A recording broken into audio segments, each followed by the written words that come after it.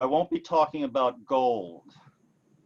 I will be talking about the Fed, and I won't be talking about putting money under the mattress. So that goes. So at this point, Paul, or Mark, sorry, shall I put the presentation up? Sure, sure. Yes.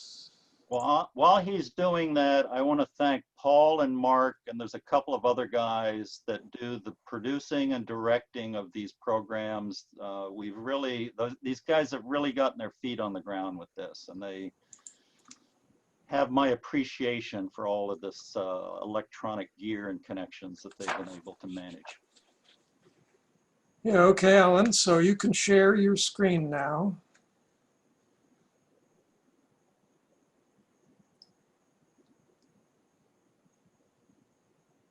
Okay, here we go. Have you got it? Yes, we do. Okay. First of all,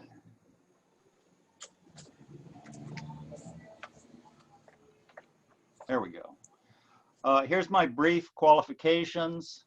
I spent 25 years with ExxonMobil Research and Engineering. My entire career was in the cost, schedule, and contractual management of process industry projects throughout the world.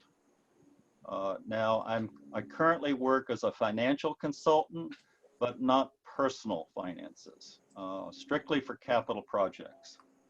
In fact, this afternoon, I have to go out to Bayonne, New Jersey, and I've got what we call a risk management workshop out there. Okay. Now, you may be wondering about the picture. That was the last professional picture I had made of me. And, you know, when you're making presentations, you get to pick the picture, right?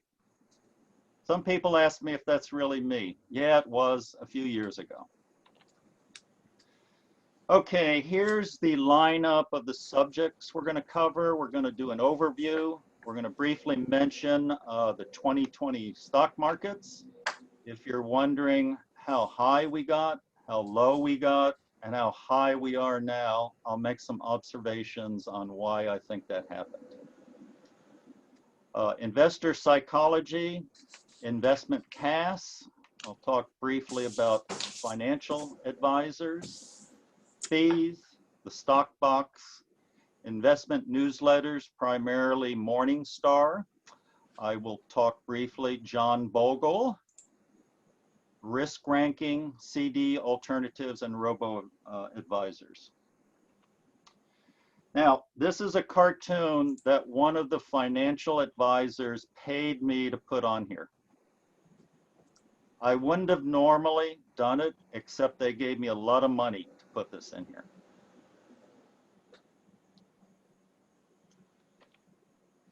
Okay, investing overview. An investor, or a business for that matter, allocates capital for future gain, i.e. profits, either the company or you. We're going to talk about equity, which is stocks. We're going to briefly mention bonds. We will not mention derivatives except a small comment. And I won't be talking about real estate and real estate investment trusts.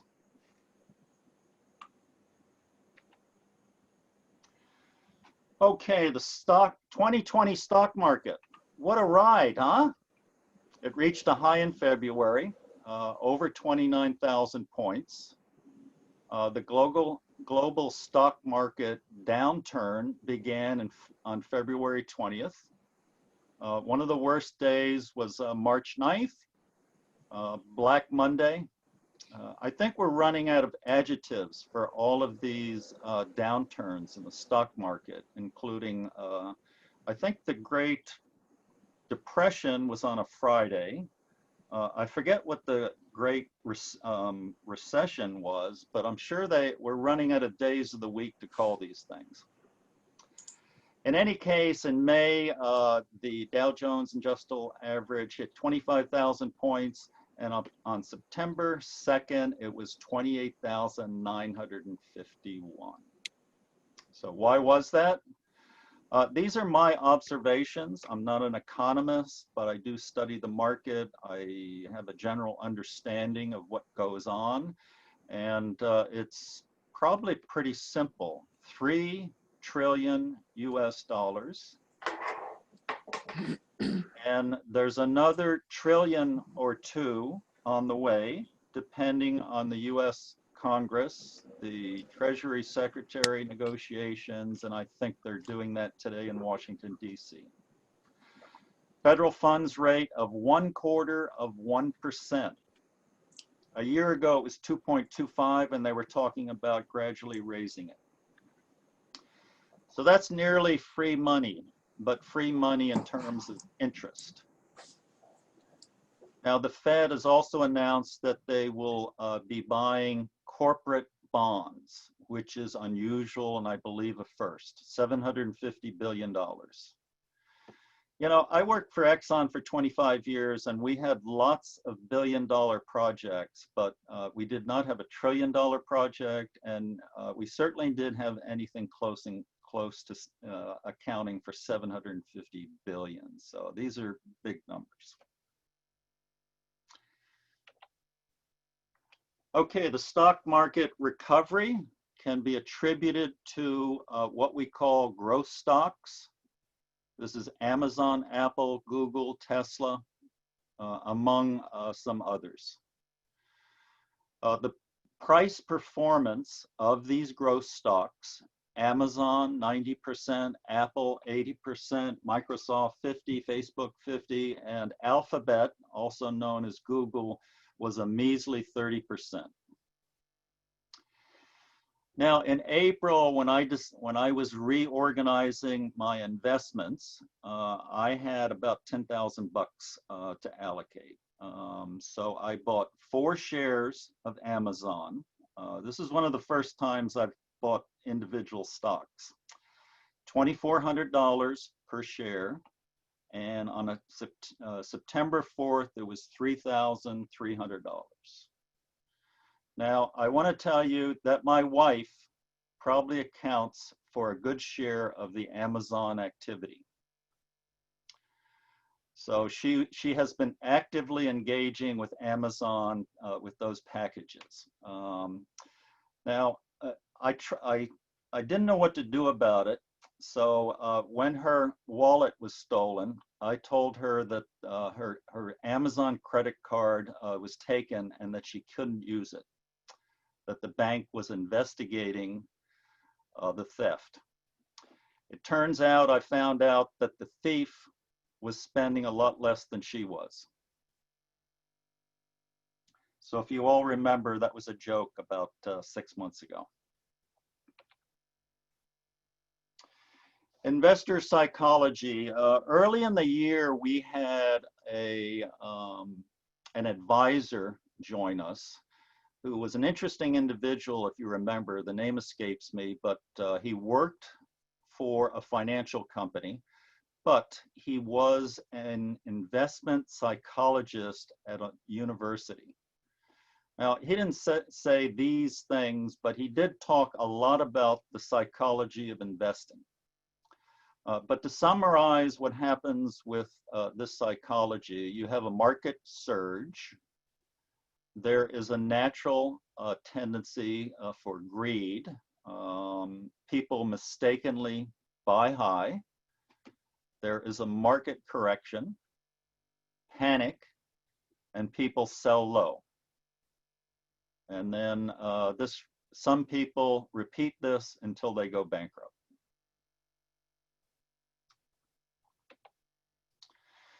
Now, one of the things I use at my seminars is Dilbert. It's written by a guy named Scott something or other, but he is an engineer. So I found some cartoon strips about investing in mutual funds. And this one is actually true. So Dogbert, which is the dog there, and the pointy-haired manager, he says, for a $1 annual fee, I will invest your money with a certified financial planner. He'll charge 1% per year to put your money in mutual funds that charge 1% per year. And then the pointy-haired manager says, will I make any money? And then Dogbert says, I don't see you doing any of the work. Now, actually, both of these 1% numbers are actually true. Okay, so before we go into this, Mark, we're going to try the voting here. Okay? Okay, so you want people to do it as an exercise? No, this is for real. Okay, so everybody try to understand, at the bottom of your participant list, there's a green button to say yes and a red button to say no. That's what we call voting. So go ahead, Alan. Okay, I'm going to put you guys to work today. I'm going to be asking you to vote for a few times, and I'm also going to be asking you to put your blue hand up to tell me if you've used any of these investing techniques. So the question here is, do you manage your own investments by any investing technique?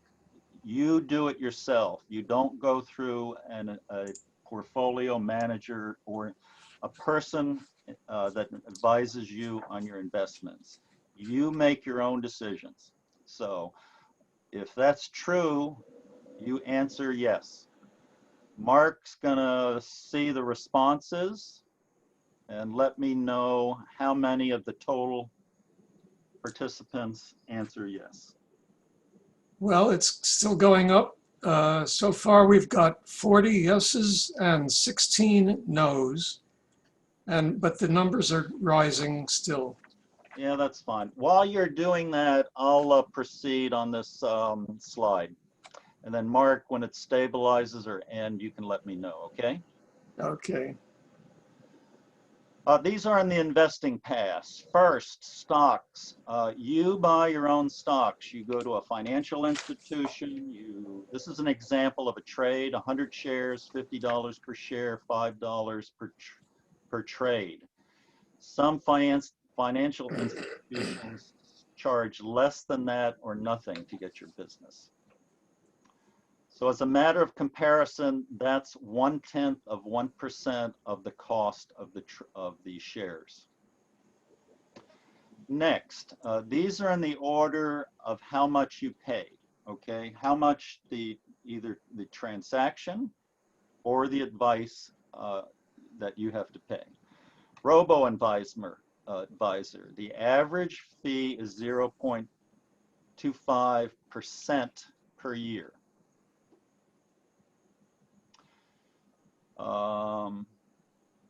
Let's see, the next one, you buy the mutual fund, and a common method to do this is through, you can do it on your own, but one way I'm going to explain is through Morningstar 500 Mutual Fund Investor. The cost to you to own the average growth or value mutual fund, this is not the specialty ones, this is the standard stock mutual funds, is 1.01%. Now I'm going to talk a little bit about Vanguard, and a lot of their funds can be as low as 0.3%. Last, to get stocks, you go through an investment brokerage firm and through an advisor, and that the transactions to buy the investments are still 1.01%, and the advisor charges you 0.5 to 2. Now, all of that is tabulated on the table below. So they're in the same ranking, the same one after the other that I've indicated. And going to the right is the purchase or the management, the advisor, and the total cost per year. So to summarize, from the lowest to the highest, if you buy your own stocks, it's 0.1%. If you go through an investment advisor, you pay as much as 2.4%. Now, some of you pay less for investment advisors, but this is the average. This 1.4% is the average across all advisors. Mark, did we get a final count on who does what? Yeah, we got 41 yeses and 20 nos. Okay, good. So you 41 yeses. Later on, I'm going to ask a couple of you to raise your blue hand and to briefly tell us about what you do in either buying stocks, robo investors, mutual funds, brokerage firms, or investment advisors. Okay, so here we go. This is a chart of the effects of fees on investments. So at the top, you see a table. You start with $10,000, which is a common analysis point for many mutual funds. And then 20 years later, you end up with anywhere from $46,000 to $34,000. So let me explain the calculation basis briefly and the assumptions. 10,000 at year zero. The performance across all investment techniques is 8% per year, less the fees. So let me briefly go to the prior slide. Okay, so over on the right is the total cost per year of 0.1% to 2.4. So that's the deduction. What happens is you get the 8%, but either the transaction fees or the advisors need to be paid. So I put the 10-year totals there, the 20-year, the percent that's remaining or compared to the base, which is the stock purchase, and then the differential. So if you have investment advisors and you and him or her earned 8% per year, you've got nearly $12,000 less than the guy who bought stocks. Now, the guy that bought stocks had to figure out how to get that 8% or more, and he had increased risks.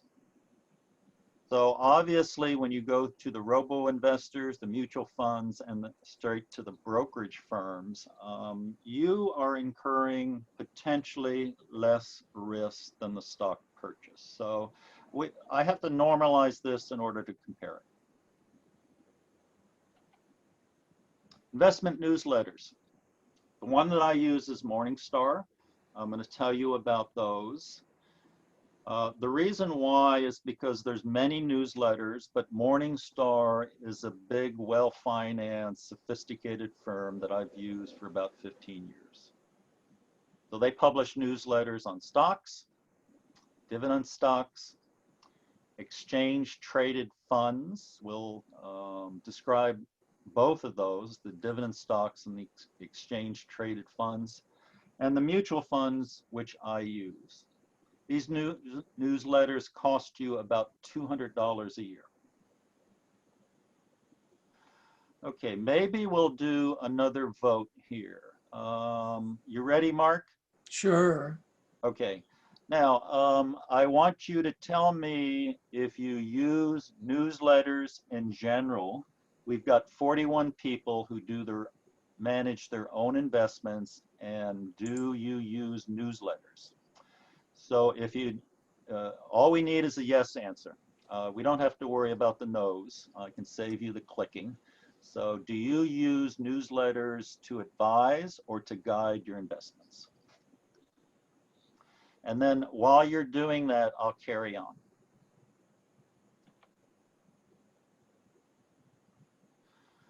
Okay, this is the Morningstar Stock Investor. I do not get this. I have access to Morningstar. I only have access to this intro screen, but I can briefly describe what it is, and I can show you the performance that they've had. Now, the best newsletters give performance statistics on their recommendations, and Morningstar is rigorous in this. So they have two portfolios, the tortoise and the hare. So I guess you can guess what the tortoise is, conservative, and what the hare is, aggressive. And they also have a blend of the two. The cumulative return for 19 years, if you got this newsletter and followed the recommendations, was nearly 400% of the blend of the two, and that's 20% per year. Now, in comparison to the S&P 500, which is a common comparison point, it was 210%. Now, you don't have to read it, but an example of what this gentleman tells you is that they said that they were trimming their stake in MasterCard, and they had a new position in Taiwan's semiconductor manufacturing. So at this point, I'd like to try to get one or two people on to describe the way that they use individual stocks. So I want to clarify, you buy stocks as the primary investment vehicle for your investments. So what you need to do is to raise your blue hand, and Mark will bring you up. And we want to emphasize that you need to be brief in describing your investment strategy and techniques, because we've got a couple of more of these. This is like a discussion. So Mark, go ahead. Okay, the first hand up is Larry Cunningham. Okay, Larry, you're on. Yes, I've been an individual investor since 1960. If I look at my current portfolio, about half of it is in stocks, individual companies, and half of it is in ETFs. Right. And as far as newsletters, I primarily review, I have a subscription to two. I have a subscription to Barron's, which comes on a weekly basis. Okay. I have a subscription to Individual Business Daily, IBD. That's also on a weekly basis, primarily. I mean, there's also an online section, but I primarily work off of the print. Yeah, good. Now, I apologize. Larry has indicated two big newsletters and information where you can get on things on individual stocks. So thank you very much. Now, Larry, do you have an approximate return on your investment since 1960? Yes, I do. And during that period of, well, actually, it goes back to my data goes back to 1980. And since 1980 to 2015, during that period of time, the S&P on average was up to 10.6, and my investing strategy was up 10.1. Okay, that's interesting. And the one other thing I would say is, of those years, the S&P always did better than I did when S&P was up for the year.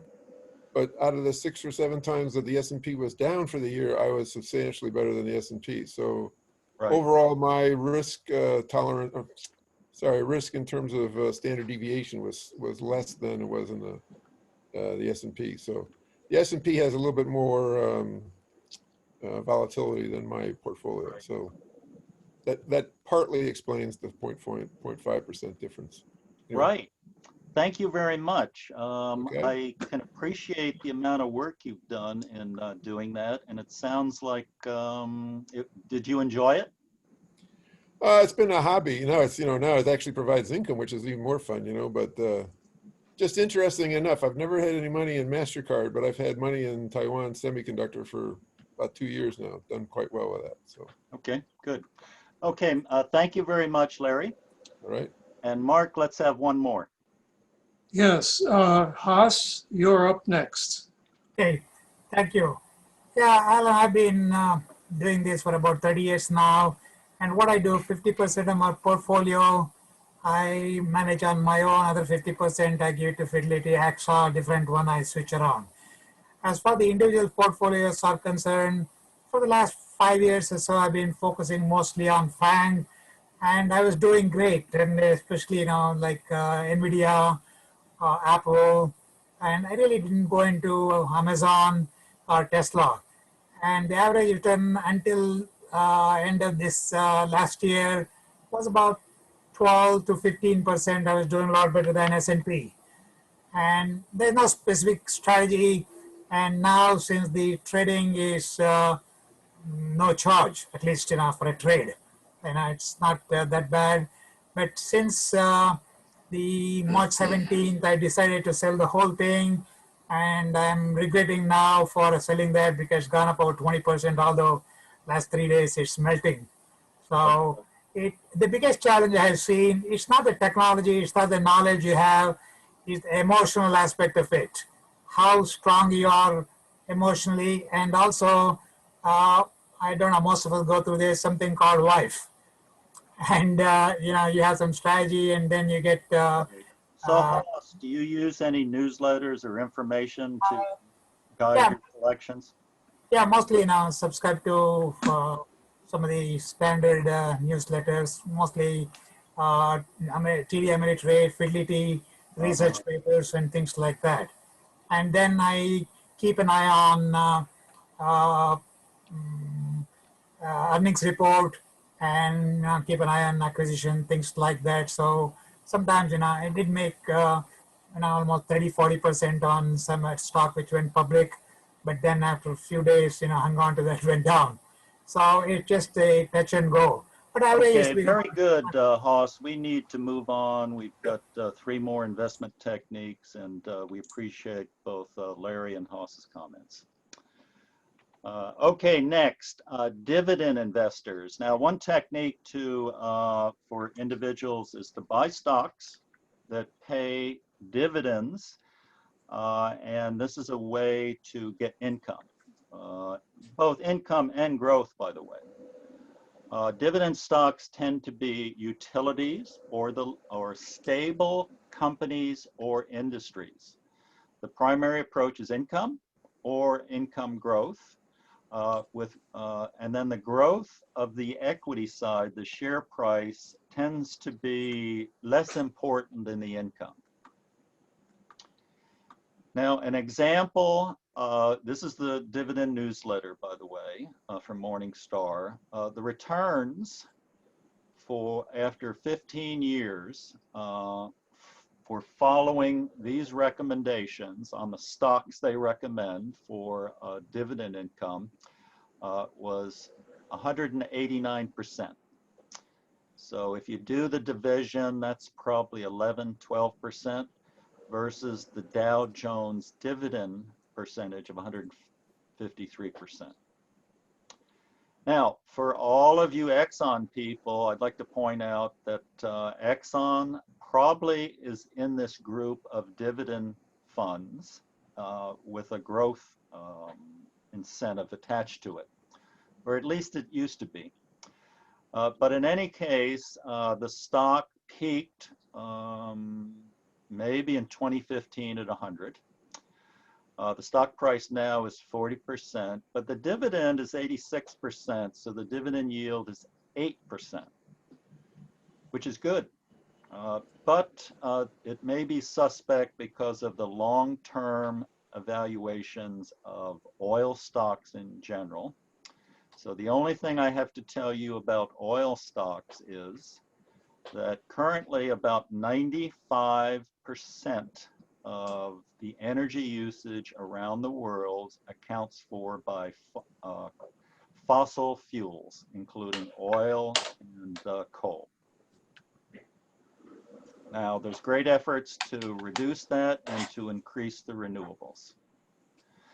An example that this newsletter quotes is Verizon.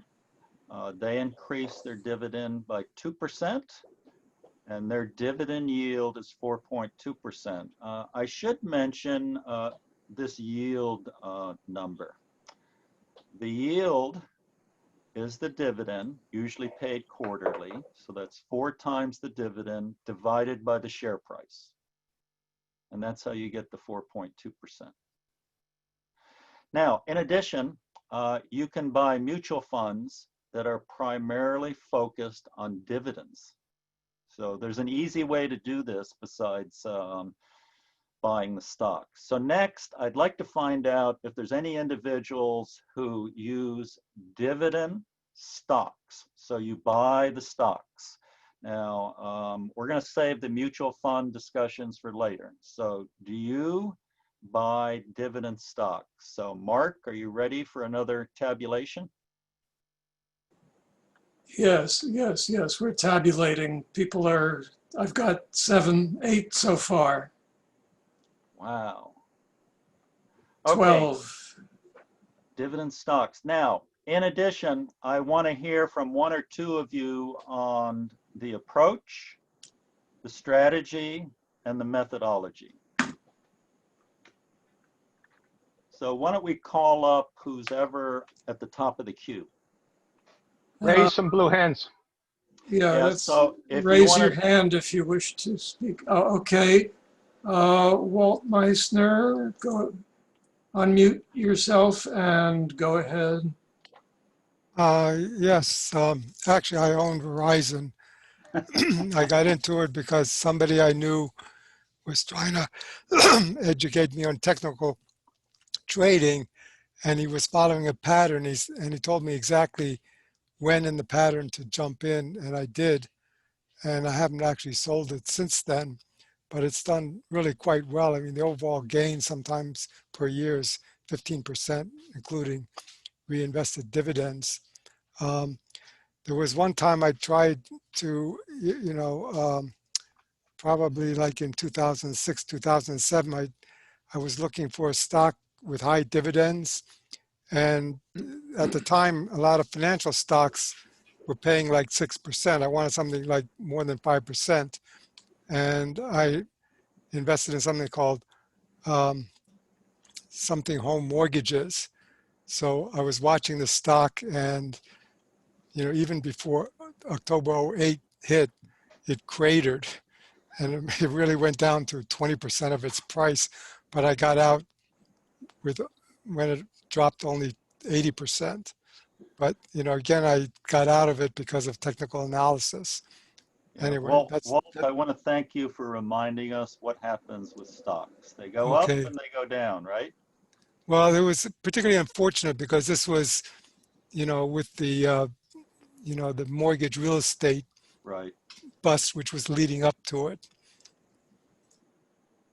All right, good. Let's get someone else up here.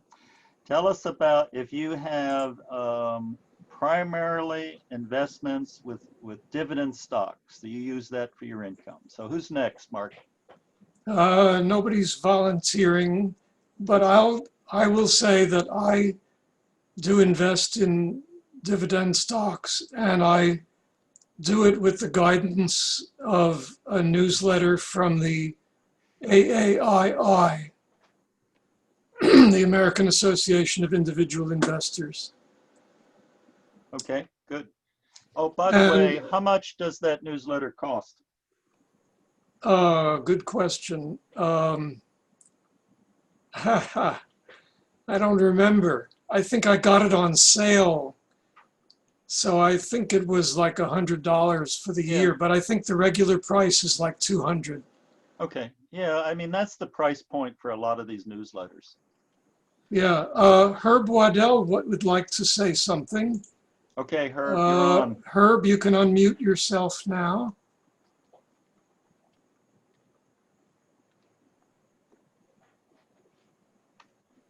Herb, yeah, go ahead, Herb. No, Herb, you got muted again. I don't know how that happened. Sorry. Try again.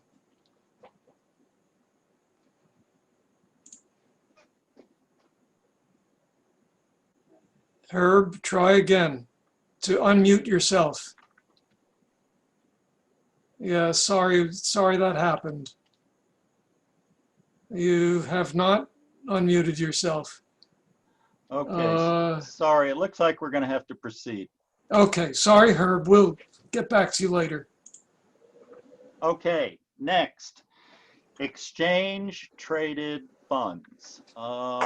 It sounds like a lot of you know what these are.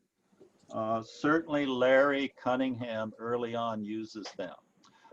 But to briefly describe it, they are baskets of currencies that institutions buy to represent either an index like the S&P 500 or an industry such as energy or medical. And these can be stocks or bonds, maybe the derivatives, I don't know about that.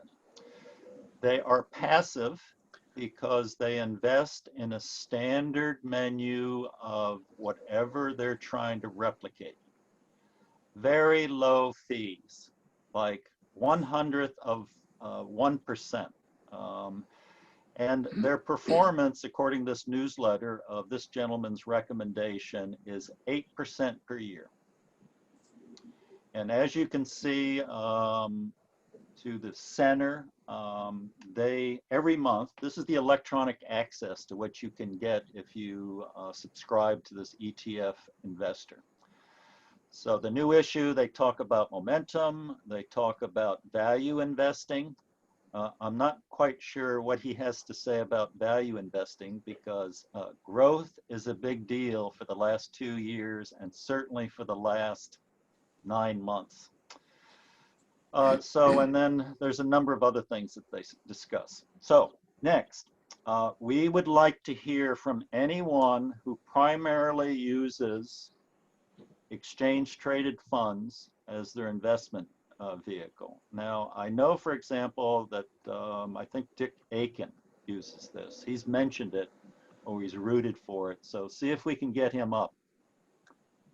Dick, if you're there, you could raise your blue hand, but Come you on, don't have Dick. to. But you don't have to. We always oh. give past directors priority. I don't see Dick at the. Oh yes, there you are, Dick. But I keep losing you. I just sent him an unmute request. Okay. Dick, if you can unmute yourself, you can talk. Looks like he's still muted. Yeah, maybe he wandered off. Now, why don't we go to the next person and then we'll get back to Dick. No one else is volunteering right now. All right. Well, certainly Larry Cunningham early on mentioned that in terms of he was buying stocks and ETFs. Here's Dick. Dick, unmute yourself and tell us about it. Dick, you got to unmute yourself.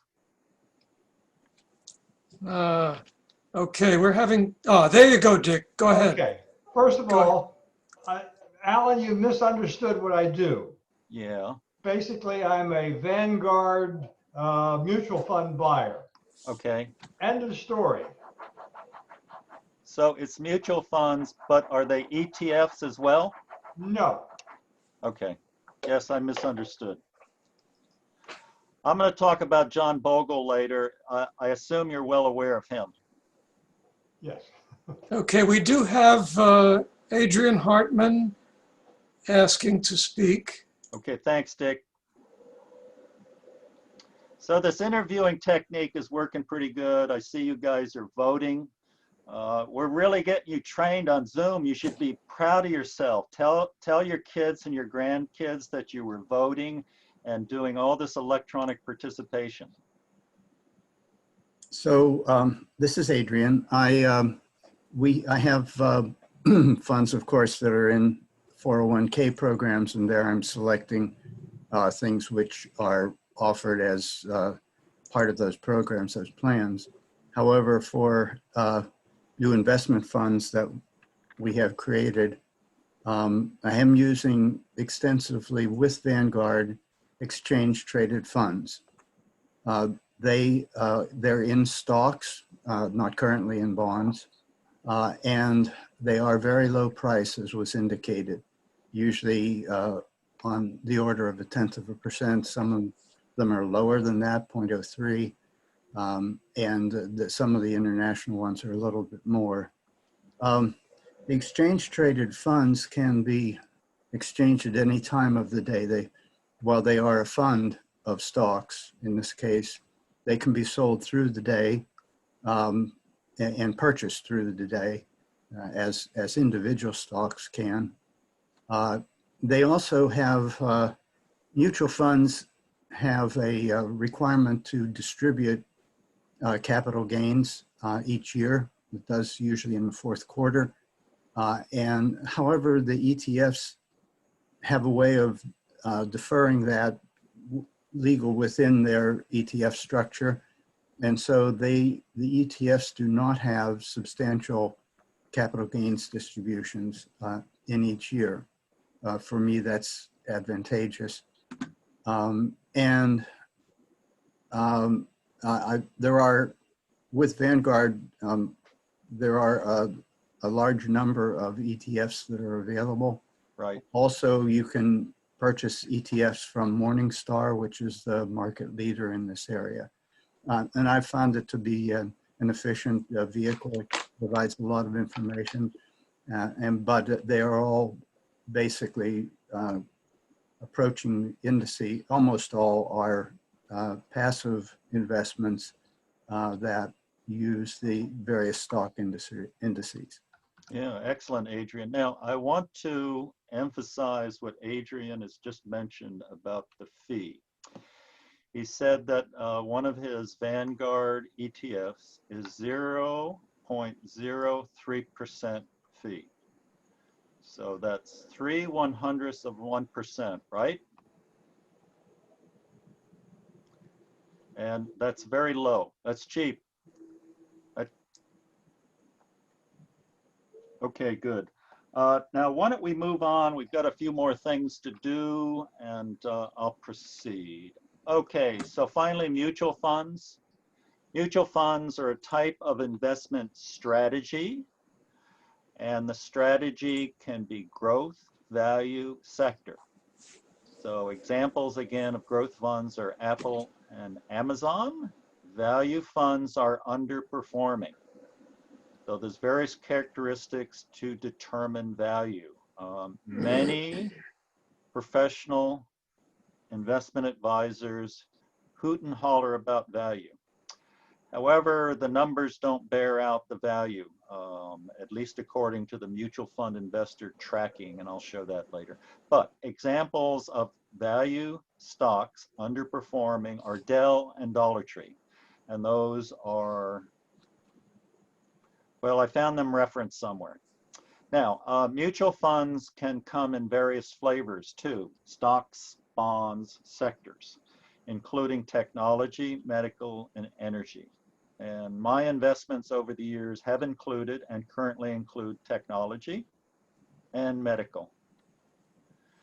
These mutual funds are typically characterized by active management, buying and selling the underlying securities. And the turnover on these securities can be as little as a few percentage points to 110%. So obviously the 110% are aggressive funds. And I've subscribed to this newsletter for 15 years successfully. I will mention I didn't realize that Morningstar actually originated this mutual fund style box.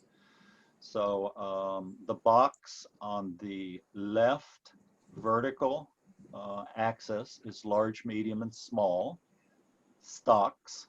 And those, the large stocks are the top 5% of the Morningstar domestic equity database, so 5,000 stocks. Large is the top 5%, medium is the next 15%, and everything else is small. Now at the bottom, excuse me, I have laid out the mutual fund investor newsletter statistics on large growth and large value. So, and remember, they track 500 mutual funds. There's about 8,000, so they are selective. So the large growth, the year to date, and that's the year to date as of the September newsletter was 18%. The 1 year, that's 2019, was 30%, 3 year, 21% per year, 17 and 17. So large growth, 10 years, 17% per year. And then you can compare that to the next line, which is value. And value has done okay. On 10 years, value has done 9%. And a lot of professional portfolio advisors tout these large value numbers as representing a good return. And by the way, it may be construed as a safe return too, safer than growth. In any case, if you had done none of that and invested in the Standard & Poor's 500, you would have gotten those numbers as indicated, including 14% per year for 10 years. Okay, my story with investment advisors. Now, I want to emphasize that financial advisors are good. If you need them, if you need to talk to them, it's fine. They provide a service. If you feel the service is of value, fine. However, in general, you can engage financial advisors on a flat fee basis to give you a full financial plan.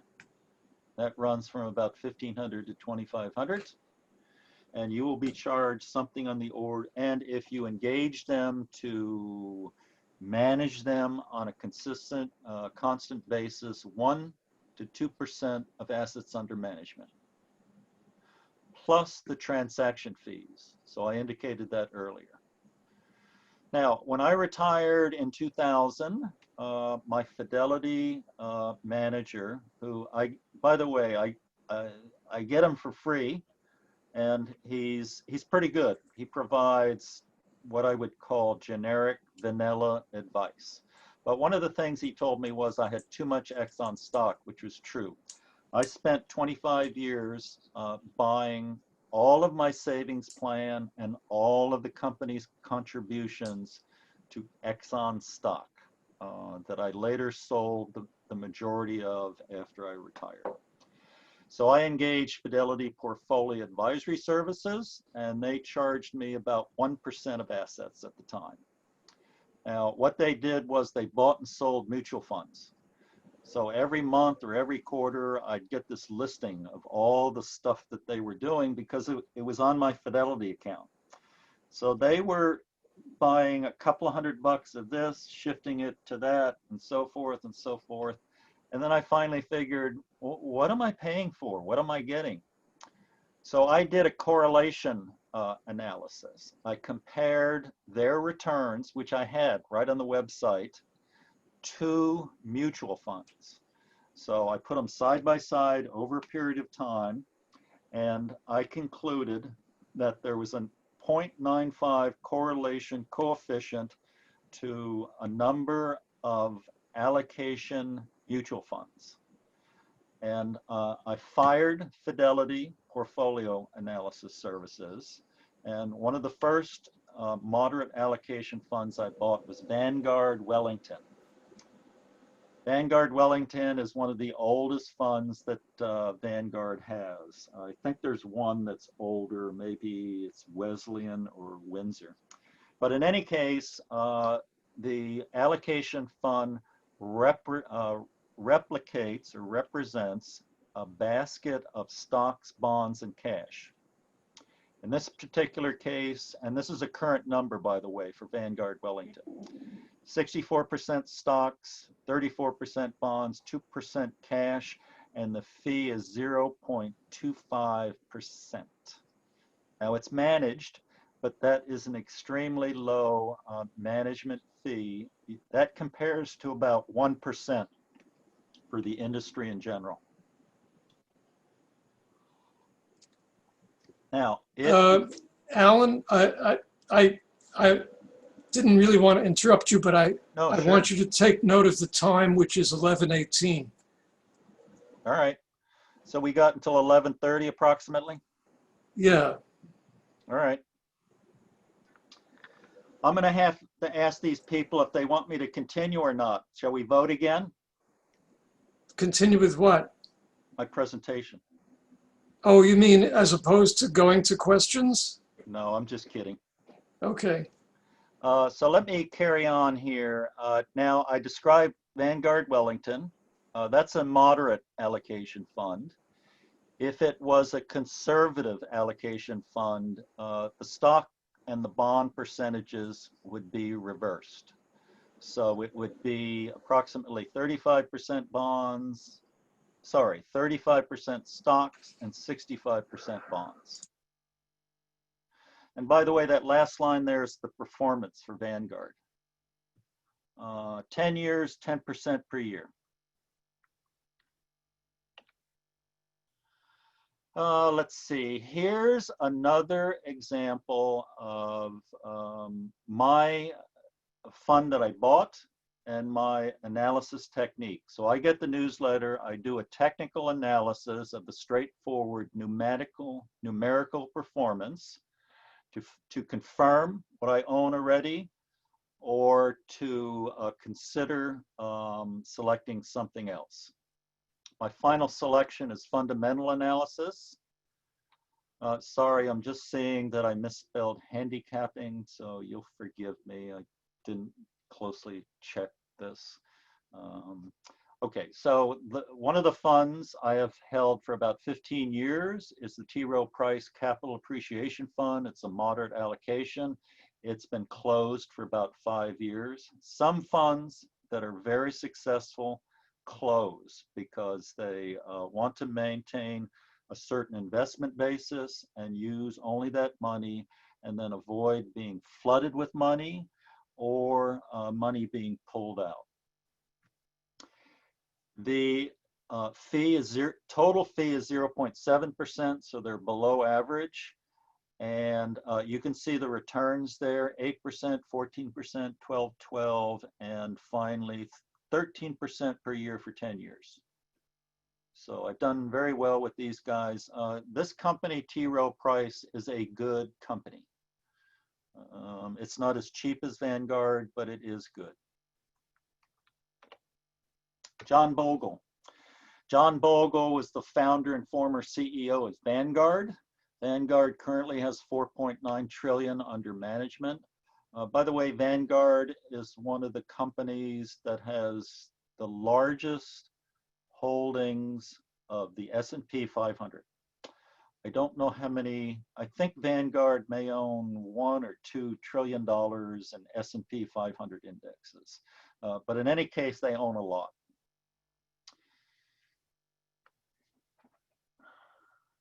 So he believed, John Bogle, that long-term is the most, believe that in the long term, most investment managers cannot outperform the stock market.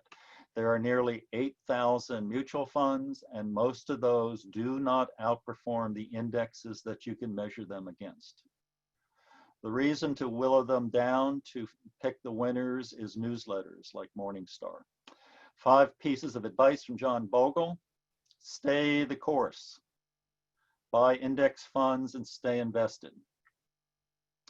Beware the experts, 2008. You know, most people don't even have to explain what 2008 means to our society and to people.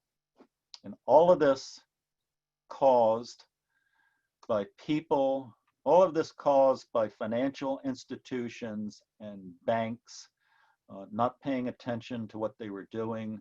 And I don't know how to describe it except maybe greed would be a good adjective to put to these guys that caused this. Okay, but back to John Bogle. Keep costs down, fees. Myself and a number of other people have mentioned that.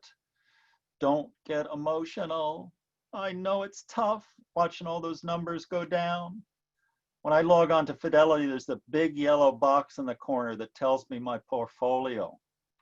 And let me tell you, I try not to do it too often. I knew what was happening in March and April, but you know, you got to stay the course.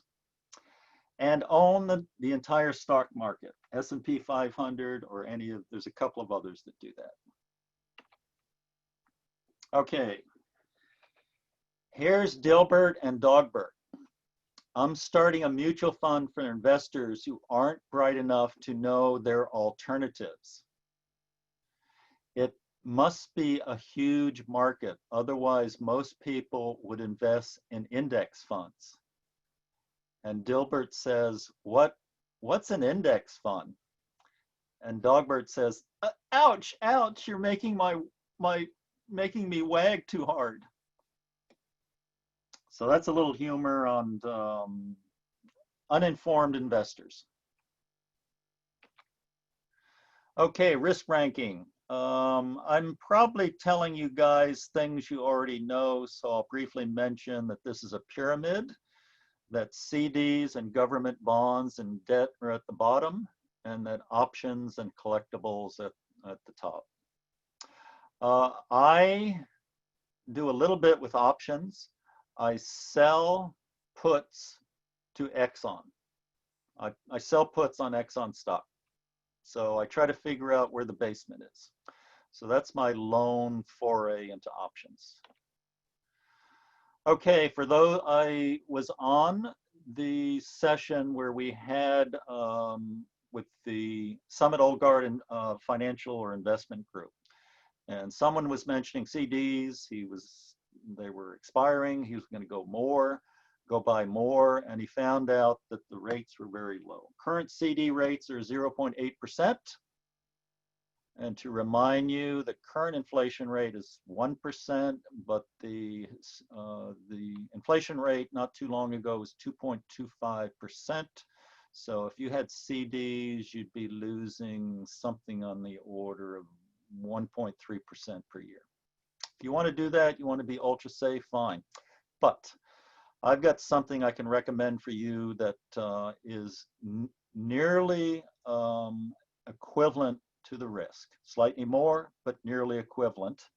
And let's go back to the table. Okay, so the base table, the bottom is cash. The next item is CDs, money markets, and government bonds and debt. So that could be termed as low risk. Now, a mutual fund that you can get is the Fidelity Government Income. The year-to-date returns are 8.4%. The average term is 5.4%. The quality is AAA, the highest. I haven't looked into this, but I think they're Fannie Mae and Freddie Mac bonds, as well as some others. But they're guaranteed by the US government. Okay, another cartoon. Two cavemen meeting. One guy says, I have 40% of my portfolio invested in fire. And the other guy says, I think it's the technology of the future. Okay, so I've got about 5 to 10 minutes left. I'm going to go over a little bit, so I'll warn you. But for those of you who have to log off and go check your portfolio, or to make changes based on what I've just told you, you can go. So in any case, Robo Advisors are financial management with minimum human intervention. They use mathematical rules. They are designed by financial advisors, investment managers, and data scientists. They use software to auto-allocate, manage, and optimize. An optimization example is tax harvesting at the end of the year. So tax harvesting is selling losers to incur losses on a tax basis to offset your gains. They are low in cost. They often use exchange traded funds to do this management. And the history is that they go back to the 2000 probably, but the guy who brought it into the forefront in terms of its size and effect was a guy by the name of John Stein.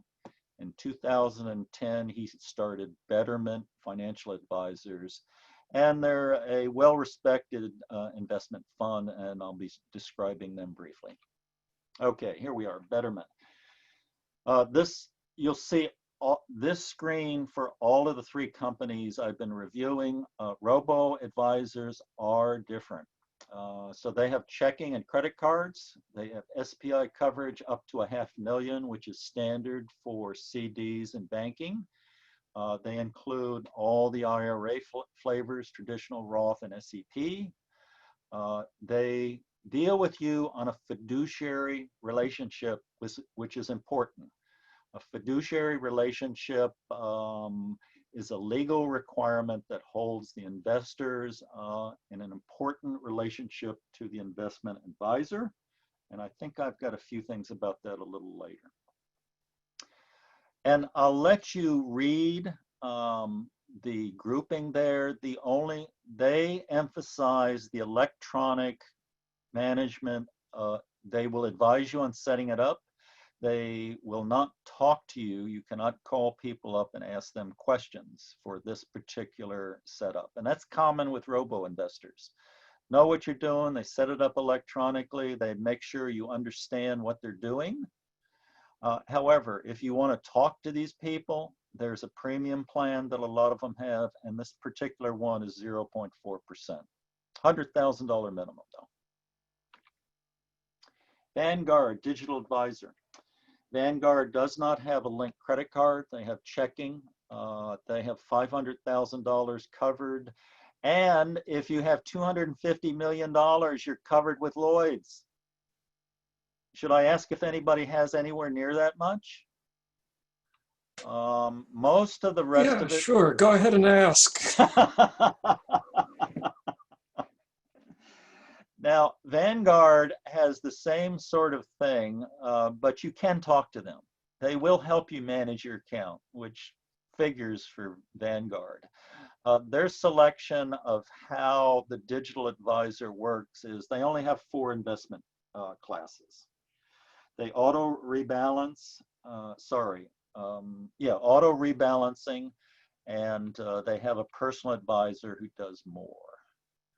And it's a $3,000 minimum. I'm gonna only let you look at this for a moment because this is a fairly standard pie chart. This would be a moderate allocation, 70% stocks, 30% bonds. And this would be the mix of percentages allocated to each of those. Fidelity. I have Fidelity. I like them. They're full service. They're certainly their electronic side and the tools are extensive, wide, and deep. Checking and credit, the usual SPIC up to 500,000, IRAs. They do deal with you on a fiduciary relationship. And they have an interesting fee structure. So for less than $10,000, you get this for 0 fees. I think it's a way of getting people into the fold here. And then you can see the other classes. $50,000 is the standard fee of 0.35%, basically. By the way, when you go in and do this, you fill out a questionnaire electronically to indicate your investment experience and your risk tolerance. In the case of Fidelity, they use about 10 funds to do this.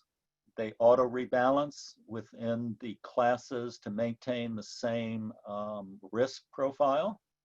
They do not have tax harvesting, which is a little surprising with Fidelity. I had the impression of them as being really advanced in terms of their ability to program things. But in any case, that's what it is. So if you want to get additional help, their fee is 0.5%, 25,000% minimum. This is an example of when you go into Fidelity and select the Go Fidelity account, you click on various buttons to establish your risk tolerance. At the top is more conservative. As you can see, I'm just going to concentrate on describing the domestic stock. So that's 14% domestic stock for the most conservative. for a moderate risk, which is the button in the middle, 35% stock, and for the more aggressive, 60% stock, 25% foreign stock, 15% bonds. Oh, there we go. Okay, so thank you. By the way, I get an electronic copy of the Mutual Fund Investor. It's a PDF. I would be willing to send that to all you guys and ladies if we have any, and somehow we can manage that. Mark and tune in, let me know if we have a way of sending all these people my mutual fund newsletter. Well, what we have is the emails that Paul sends out to the membership. Right. I will be happy to run an item next weekend with whatever you send me, Alan. If it's long, it'll be an attachment or a link to the rest of the story. No, what we can do is I know what I can do. I'll make a PDF of the presentation, and I'll also send you the mutual fund newsletter, and you can either provide a link that they can click on. Does that sound the easiest? Yes, we'll do it that way. And we'll have a nice short paragraph that entices people to click the link. Okay. By the way, Paul said that I provide financial advice to my friends. What I do is I go to the ExxonMobil Financial Club, and for the last 5 years, I've been harping on owning too much stock of any one stock, including Exxon, and I've been getting stares as if that's heresy. And some of these guys own, you can't believe how much stock some of these guys. The IBM lady last week on the ExxonMobil technology meeting, I told her about the stock price. She said, "Oh, I'm sorry." And then I forgot to tell her that you shouldn't feel sorry for these Exxon people if you found out how much stock they owned. Okay, and finally, here's my daughter, one of my daughters, and one of my granddaughters. Let's see, I think we've exhausted the time, so I think you guys have had plenty of opportunities to participate. Thank you for your comments. I felt like maybe I was preaching to the choir, but many of you are well-versed, well-informed, and that's to be expected in a group like this. Thank you. Okay, so we're returning the mic to Bill Tittle. Thank you very much. I would like, Mark, can you pull up the certificate? I can, yes, and I will. So, and there we are. Bingo. there we are. We all know the drill here. So, Alan, thank you very much for your presentation. And I'd like to suggest everybody unmute and give Alan a